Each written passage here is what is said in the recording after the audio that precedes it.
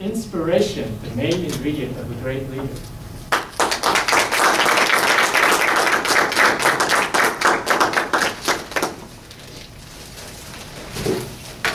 Thank you, Mr. Toastmaster. Fellow members. It's on Lance Secretan, the author of the book Inspire, What Great Leaders Do, has been studying great leaders for over 30 years of his life. People like Gandhi, Buddha, Mother Teresa, Nelson Mandela, Dr. Martin Luther King, and Confucius. And some people have come up to him over the course of the years and said, what about Hitler and Stalin and Mussolini? They were great leaders too, weren't they? Well, that didn't really sit well with Lance, and he decided with all of his years of research, to come up with his own definition of what great leadership is. So here's how his definition goes. Great leadership is a serving relationship that inspires people to grow and makes the world a better place. So Lance breaks down his definition into 3 distinct parts. Part 1 being that great leadership is a serving relationship. Now there's a great quote by Frank Warren that goes, if you want to be a leader, you're going to be very frustrated, for very few people wish to be led. If you aim to serve, you'll never be frustrated. So the secret here is servant leadership. And the next part to his definition is great leadership should inspire people to grow. And his last part to his definition is that great leadership should make the world a better place. And with that definition, Hitler would not be considered a good leader. So just listening to how Lance describes what he thinks great leadership should be can really make you stop and think. It really made me look at myself and made me change the way I think about certain things. And maybe this can serve as an inspiration to you to possibly beneficially change some of the things that you think about in your own life. So Lance starts out this book by saying we really haven't learned too much about leadership in the last 100 years.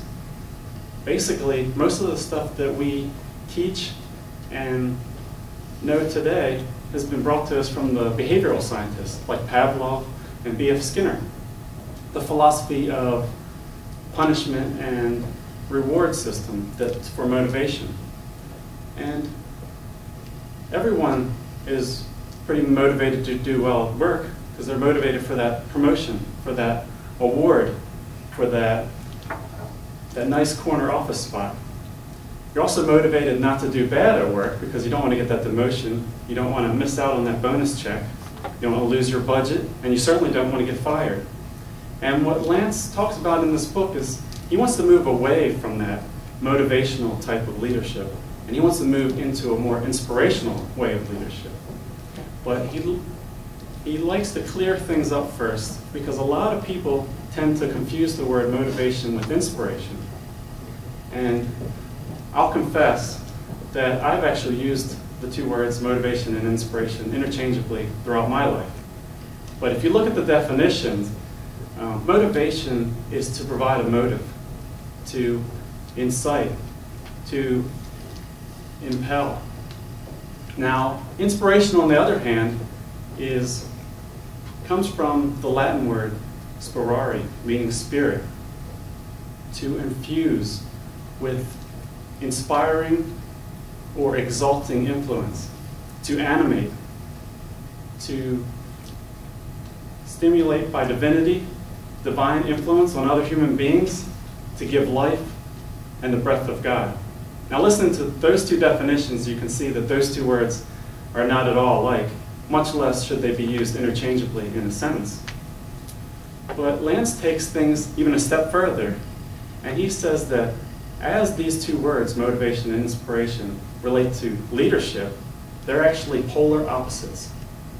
Motivation is something that you do to somebody, whereas inspiration is something that is the result of a soulful relationship. Now, anyone who's had the privilege of having a great mentor in their lives probably understands and knows the difference. A mentor is not in it for themselves. The mentor gives a gift of love and service. And it's with that gift of love and service that not only inspires you, but inspires the mentor as well. And